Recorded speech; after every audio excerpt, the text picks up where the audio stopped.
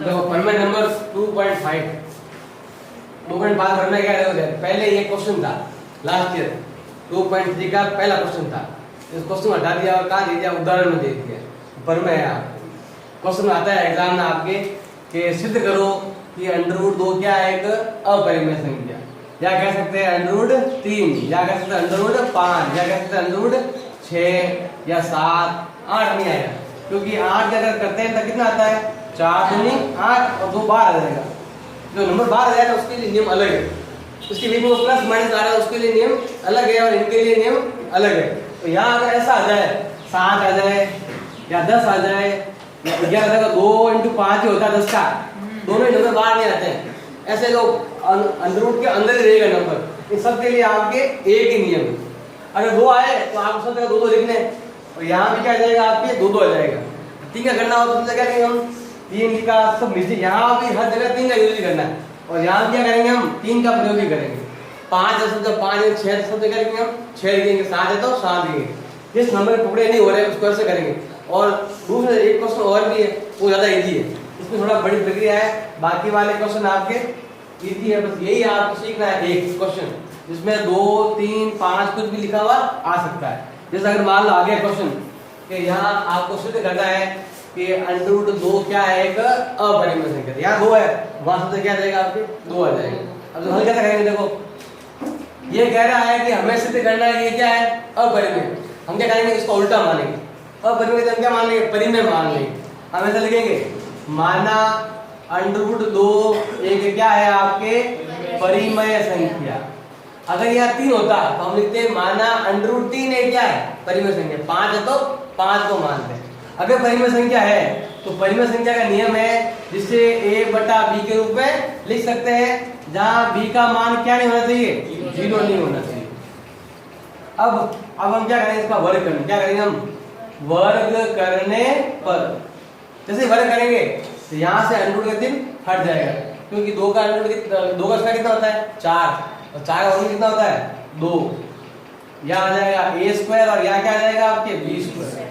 अब करेंगे त्रिज्या गुणा तो क्या आएगा? आपके ये आ जाएगा 2b² बराबर क्या आ गया? आपके a²।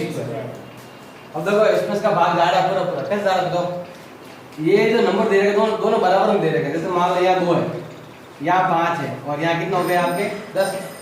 यही हुआ नंबर तो बराबर है तो मतलब क्या हुआ? ये दोनों बराबर है। तो मैंने क्या लिखा? ये लिखा है 2 × 5 बराबर 10। अब बताओ 2, अब ये नंबर इधर जाएगा। कौन सा 2? 2 क्या 2 गया उधर? तो बताओ इसका मतलब क्या हुआ?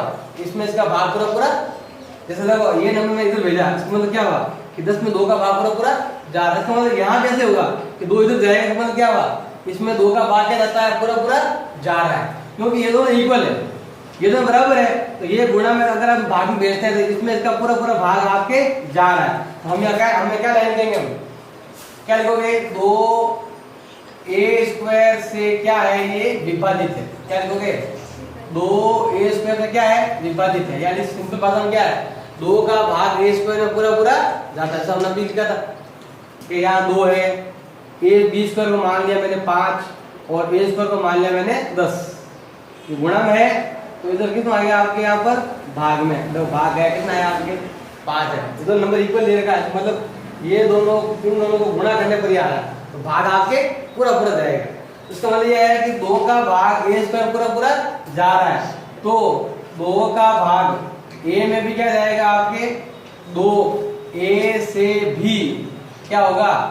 से भी विभाजित होगा। नियम है कि अगर किसी स्क्वायर में किसी का भाग जा रहा है तो बिना स्क्वायर में भी भाग जाएगा। कैसे? देखो 10 के स्क्वायर में कितना होता है? तो 100। अगर इसमें 2 का भाग जा रहा है तो बिना स्क्वायर में भी 2 का भाग जाएगा। अगर मैं ये सर 9 का स्क्वायर कितना होता है? 81। अगर इसमें 2 का भाग नहीं जा रहा पूरा तो इसमें भी 2 का भाग नहीं जाएगा। अगर उसके स्क्वायर में 2 का भाग जा रहा है तो इसमें भी भाग क्या जाएगा? आपके पूरा जाएगा। तो देखो ध्यान दो, जैसे यहाँ उत्तर कितना आते हैं? 20। यहाँ कितना उत्तर आते हैं? 5। अलग आते हैं। जैसे हमने वहां भाग किया था, ये गुणा किसमें भाग में हो गया। तो बताओ आगे क्या होता? अगर यहाँ नंबर भाग लेते क्या होता? बताओ 20 के बराबर क्या आता है ए स्क्वायर बटा 2। इसमें इसका भाग देता है उत्तर क्या आता है बी स्क्वायर। ये उसका पॉइंट ऑफ नहीं है, भिन्न में नहीं है, तो मतलब 2 का भाग से ऊपर ऊपर गया तो उत्तर ही आया। अगर स्क्वायर में भाग उत्तर ही आया तो बताओ ए में भाग देंगे 2 का उत्तर क्या आएगा। जैसे स्क्वायर देते तो बी स्क्वायर आता है और 2 का भाग देंगे तो कुछ और नंबर आएगा नया, तो जो थोड़ी बी आए वो दूसरा नंबर भी आता है, तो क्या आएगा आपके सी लिख सकते नया नंबर।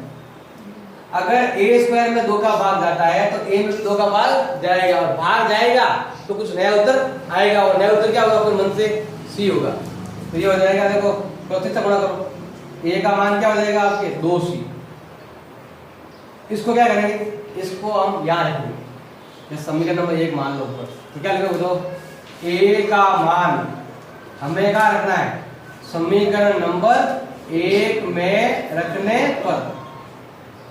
याद रखो 2 का 2, बी स्क्वायर का बी स्क्वायर, ए का मान कितना है 2c का होल स्क्वायर। अब बताओ यहाँ पर क्या होगा आपके 2b स्क्वायर तो ही है, यहाँ क्या आ जाएगा 2c 2 बार आ जाएगा, स्क्वायर लगा हुआ है इसलिए 2 से 2 कैंसिल से क्या आया b स्क्वायर बराबर क्या आ गया 2c स्क्वायर। ऐसा हो गया, तो अब 2 इधर आ गया, इसका मतलब क्या होगा 2 इधर आएगा भाग में, तो क्या हो जाएगा बताओ c स्क्वायर का मान क्या हो जाएगा आपके b स्क्वायर बटा 2। पहले a स्क्वायर में भाग दिया था हमने तो लिखा यहाँ पर a स्क्वायर, अब भाग कहाँ जा रहा है b स्क्वायर, हम क्या लिखेंगे यही लेंगे आपस से, क्या लिखोगे 2b स्क्वायर को क्या करती है विभाजित करती है, क्या करती है विभाजित करती है। अतः 2 क्या करेगा b को भी विभाजित करेगा, बस इतना सा लिखना है। ऐसा क्वेश्चन यहाँ पर कंप्लीट। अब आपके यहाँ 3 आ जाए तो यहाँ क्या लिखना है 3, क्या लिखना है 1/b, वही वर्ग करने पर वर्ग करेंगे तो यहाँ 3 है तो क्या हो जाएगा यहाँ पर 3 हो जाएगा, a स्क्वायर बटा b स्क्वायर, ये इधर आ जाएगा। अब इसको इधर भेजो तो ये बनता है a स्क्वायर में 2 का भाग दिया उत्तर 2 भी आया ना, तो ये पॉइंट में या भिन्न में, इसका मतलब क्या होगा 2 का भाग a स्क्वायर में जाता है। अगर आपको विभाजन नहीं आता है ऐसे लिख सकते हो 2 का भाग a स्क्वायर में जा रहा है, अतः a में भी 2 का भाग जाएगा। अब देखो यहाँ भाग देने में उत्तर अलग आता है, तो यहाँ भाग देने में उत्तर तो नया आएगा, नया क्या आएगा वो c आएगा। जैसा अभी मैंने बताया था 10 के स्क्वायर में 2 का भाग देंगे तो कितना आता है 100/2 कितना आता है आपके 20 आता है, कितना आता है 50। अब 10 का 2 का भाग में कितना आएगा आपके 5, नया उत्तर यहाँ अलग है, यहाँ पर अलग है, नया उत्तर है। तो नया उत्तर है तो यहाँ पे आप ऐसे करना है कि यहाँ 2 स्क्वायर 2 का भाग देने पर 20 पर आ रहा है, तो यहाँ a में 2 का भाग देंगे तो क्या आएगा उत्तर आएगा, लेकिन कुछ नया आएगा। नया क्या आएगा वो c लिख देंगे, नया पर क्या लिख देंगे हम c, हर बार लिखना c, या 2 है तो 2 लिख देंगे, 3 है तो 3 लिख देंगे। फिर क्या करेंगे देखो इसको करेंगे कितना गुणा, तो आ जाएगा a का मान कितना आ जाएगा 2c, a का मान समीकरण 1 रखने पर मतलब ये रहा, याद रखेंगे ये वाला ये लिख दिया बराबर का बराबर, a का मान कितना है 2c, ये लिखेंगे उसमें करेंगे ये नंबर कितनी बार आ गया आपके 2 बार, 2 तो कट गया। अब वापस वही स्थिति हो गई, अब 2 इधर आ गया, इधर इसमें जाएगा भाग में क्या आ जाएगा b स्क्वायर बटा 2। जैसे यहाँ a स्क्वायर बटा 2 था तो मैंने a स्क्वायर का प्रयोग किया, अब यहाँ कितना b स्क्वायर बटा 2 क्या लिखेंगे हम b स्क्वायर का प्रयोग करेंगे।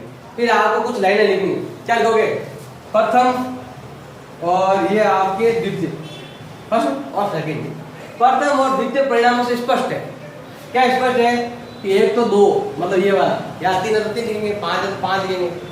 प्रथम और द्वितीय परिणामों से स्पष्ट है कि 2 और पूर्णांक a b, ये रहा a और ये रहा b, पूर्णांकों से स्पष्ट है कि a और b क्या है एक उभयनिष्ठ गुणनखंड। कहते हैं उभयनिष्ठ गुणनखंड कैसे, मतलब बताओ a में भी 2 का भाग जा रहा है और b में भी 2 का भाग जा रहा है, क्या हो गया उभयनिष्ठ गुणनखंड है उसे, जिसमें दोनों में भाग जा रहा है, उभय मतलब कॉमन, मैंने क्या बोलते हैं कॉमन, मतलब a से 2 का भाग जा रहा है b में 2 का भाग जा रहा है, मतलब a और b क्या है आपके कॉमन है, उभयनिष्ठ है। परंतु ये कथन प्रारंभ में प्राप्त तथ्य का क्या है विरोधाभास है, स्टार्टिंग में जो प्राप्त होता है उसका क्या है उल्टा विरोधाभासी है। a और b में कोई भी उभयनिष्ठ गुणनखंड नहीं है, मतलब हम तो यहाँ बता रहे हैं उभयनिष्ठ गुणनखंड है, जबकि ऐसा नहीं होता है। अब क्यों नहीं होता है, अतः इसका निकलता है कि हमारी प्रारंभिक कल्पना, प्रारंभिक कल्पना मतलब कौन सा, हमने माना, कल्पना मतलब मानना, मैंने प्रारंभिक कल्पना जो की थी, क्या की थी कि मैंने यहाँ मानना, यहाँ पर क्या लिखा था बताओ, मैंने लिखा था माना √2 क्या है एक परिमेय संख्या माना था, वो क्या है मैंने माना, क्वेश्चन किया और आंसर क्या आ गया परिमेय, जबकि जो मैंने ये माना था वो क्या है गलत है। अतः यह सिद्ध हुआ कि अंडर 2 क्या होगी, एक अपरिमेय संख्या। तो अगर 3 है तो याद भी सिंपल, ज्यादा अगर आपको नहीं आ रहा है क्या लिखूं, तो क्या लिखोगे 2 3 क्या लिखेंगे, ए और बी क्या है, उभयनिष्ठ गुणनखंड। मेरी गलत कल्पना के कारण मैंने गलत सोचा या गलत माना कि अंडर 2 क्या है, एक परिमेय, जबकि वो संख्या क्या है आपके, क्या अपरिमेय। मैंने गलत मान लिया इसलिए वो परिमेय आ गई, जबकि ये क्या है, अपरिमेय। ऐसे लिख सकते हो। लेकिन अगर पूरा आपको याद है कंप्लीट तो ये लिखो। तो आगे ये अगर 3 नंबर क्वेश्चन है, 2.5 नंबर इसका है और आधा नंबर इसका है। आपको यहाँ 2 लिखा, सब जगह 2 लिखना है, 3 सब जगह लिखना है, 3 लिखना है। और फॉर्मेट यही है, फिक्स, चेंज भी नहीं है। तो आपको अगर रट भी लो तो रट भी सकते हो आप, इसमें कोई चेंजिंग आपको करने वाला नहीं। यही लिखना है, आपको 2 आए तो ये लिखना है, 3 आए तो भी यही लिखना है।